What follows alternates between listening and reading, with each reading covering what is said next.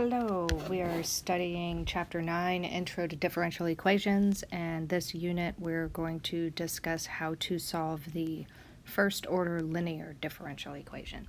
And basically, in a nutshell, I'm going to go over the steps first to solve a linear differential equation, and then I'm going to expand more on why we have a particular integrating factor for this. So step 1 in solving a first order linear differential equation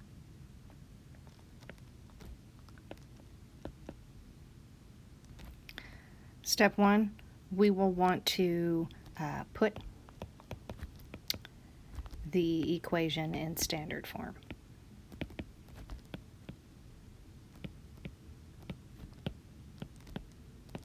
And what is standard form? We want the derivative dy dx. We don't want 5 times the derivative dy dx or x or any other algebraic expression. We just want 1 times dy dx plus p of x times y equal to q of x. This is our standard form. We have one term that has the first derivative.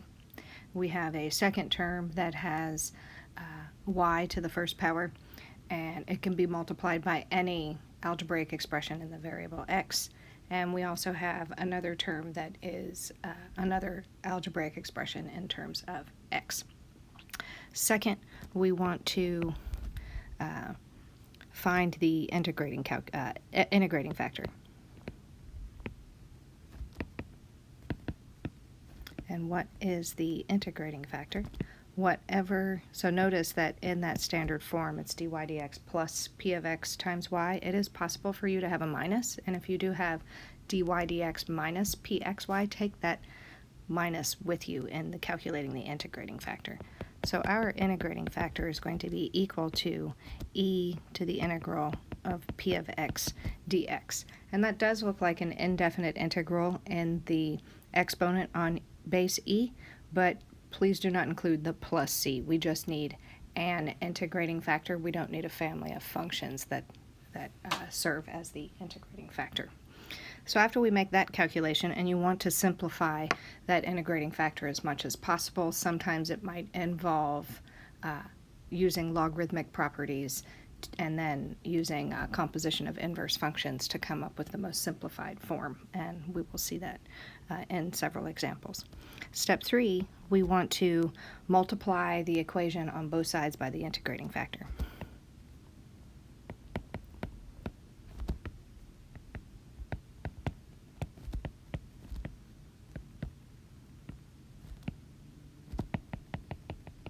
Right, so we would be doing I of x times dy dx plus p of x times y equal to I of x times q of x. In step 4, we are going to transform the left side to be the derivative with respect to x of the integrating factor and y. So we do want to transform the left to be the derivative with respect to x, and it will always be the case because of how we actually derive the calculation of integrating factor. But this is always going to end up being the derivative with respect to x of the integrating factor times y. And on the right-hand side, we just want to simplify I of x times q of x in preparation for integrating. So however many algebraic operations to simplify that expression to set it up for integration is fine. Step 5, of course, is then going to be integrate both sides.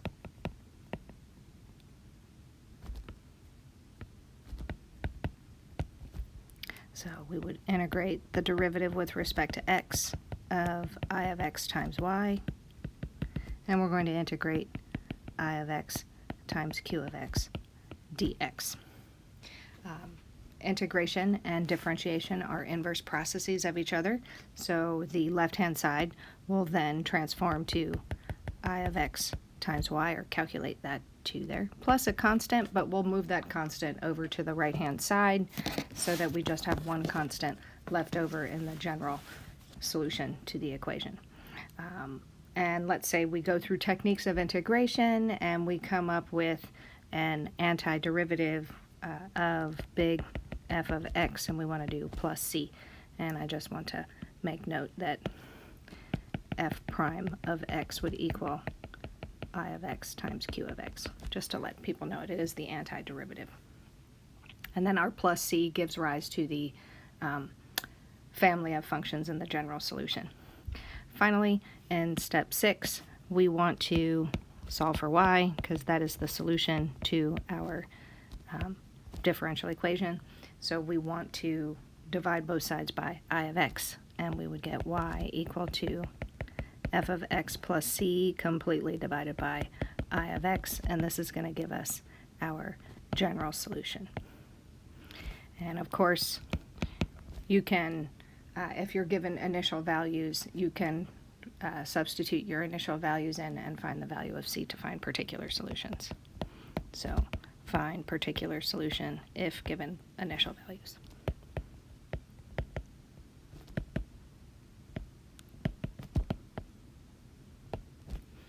Good.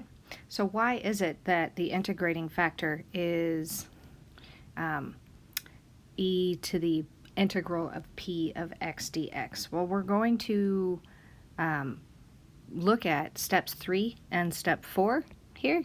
We've got step 3 and step 4, and notice that we're trying to ask ourselves, what function I of x can I multiply on both sides of the equation in standard form so that it's guaranteed to transform the left-hand side to the derivative of the product of I of x times y, so that then I could integrate both sides and then just simply divide by that integrating factor and get an easy solution.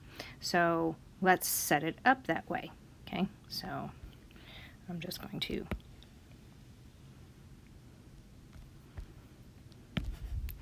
what I of x can we multiply on both sides of our linear equation in standard form so that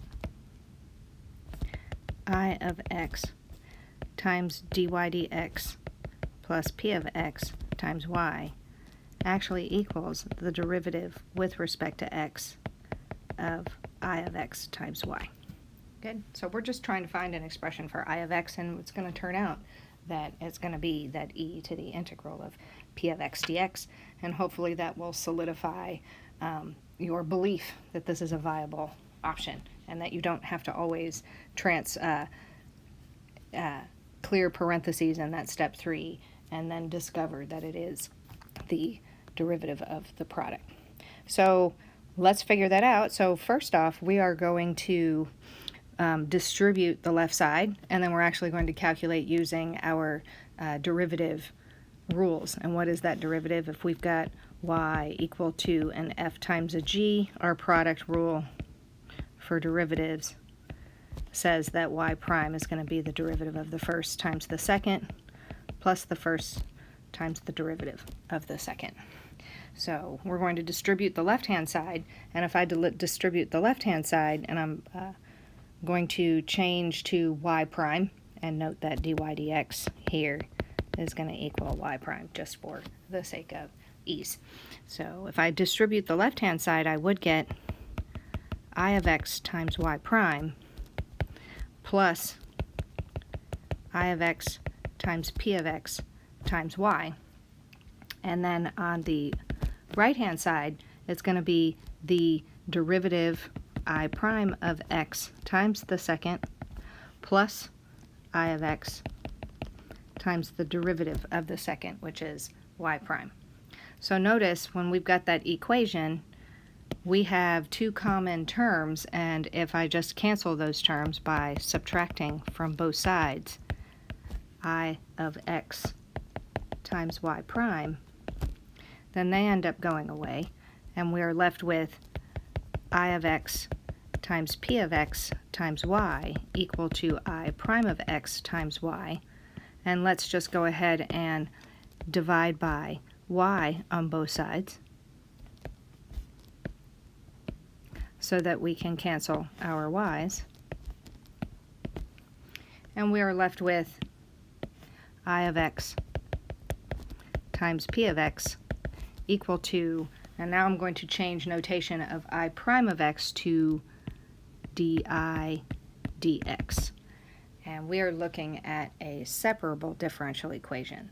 So if I separate my variables, I am going to get p of x dx equal to di over I of x. And when I integrate both sides, with I end up with, or di, I would end up with integral of p of x dx here, but the di over I is going to be the ln of I of x plus c. If I want to go and explicitly solve for I of x, I would exponentiate both sides, so I would raise both sides to the base e, and I'm going to end up with e to the integral of p of x dx is going to be e to the ln, and just using my exponent rules, I would have ln of I of x times e to the c, and I can call my e to an arbitrary constant another new constant and just call that a for a second. And we know that e to the ln of any input value, since they're inverse functions of each other, that it is just the identity. So we would end up with e to the ln of p of x dx is going to equal a times I of x. Good. And that is an arbitrary constant a, and that does represent an entire option family of functions, because we would have a plus c on the left-hand side. But we just need one integrating factor. We don't need the whole family of functions, so just let a here equal 1, and we have it. Our I of x, our integrating factor, is going to be e to the p of x dx, and as long as we have a standard form of our differential equation, as long as we start with dy dx plus a function p of x times y equal to q of x, we can always calculate this integrating factor, and no matter what, between steps 3 and step 4, we don't want to distribute and do that whole process again. We just want to transform the left-hand side. All right, so let's take a look at an example of implementing that process, and then you will be on your merry way of solving linear differential equations. All right, so let's take a look at an x squared times y prime plus 2xy equal to the ln of x, and we'll use an initial value. And so we'll have initial value y of 1 equal to 2. Good.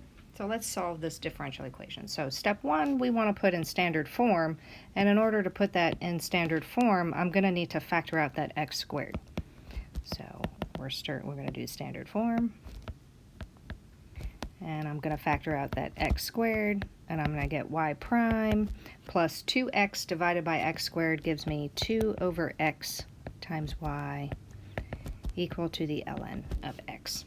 I'm now going to divide both sides by x squared, and I end up with y prime plus 2 over x times y equal to the ln of x divided by x squared.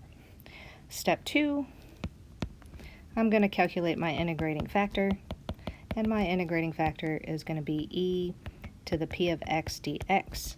That's going to be e to the, and what is our p of x? Our p of x is, make sure you just take that sign with you in case that's a negative, because we can always replace a negative with plus the opposite. And so take that negative as part of your p of x.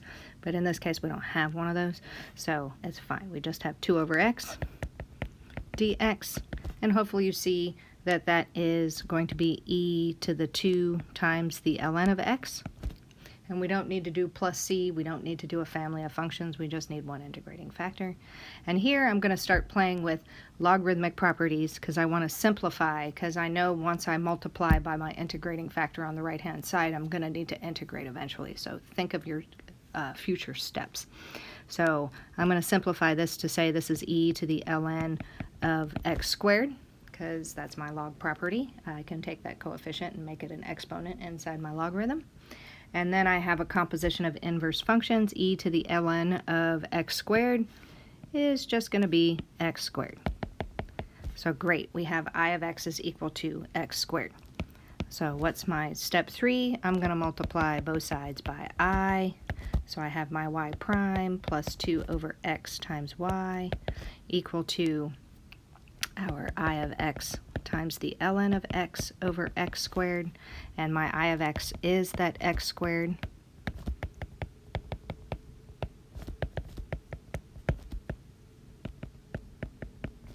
And step 4, I'm going to transform the left side into the derivative with respect to x of x squared times y, right? And on the right hand side, I'm going to simplify, and I see here that x squared is cancels with x squared, and I'm just given ln of x. In my step 5, I am going to integrate both sides.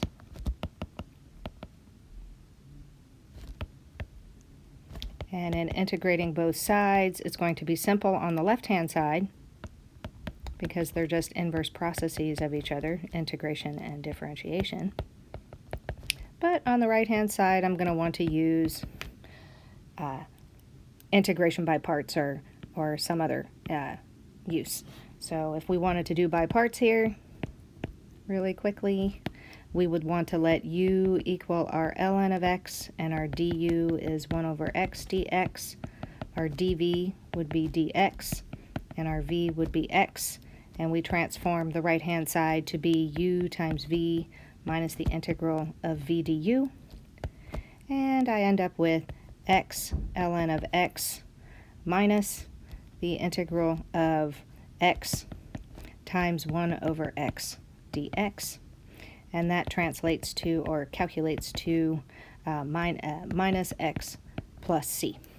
And remember, our integral of the left-hand side just transforms to x squared times y.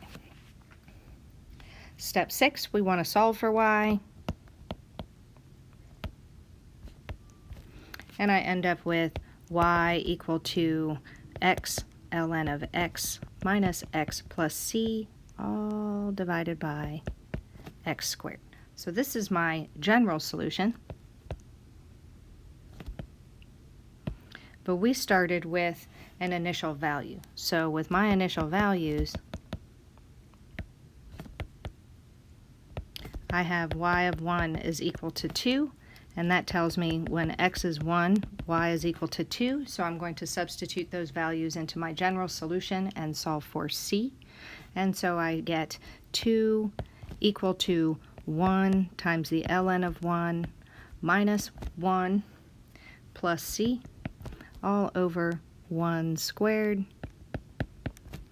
And ln of 1 is 0, so I end up with 2 equal to minus 1 plus c, and that tells me that 3 is equal to c. So my particular solution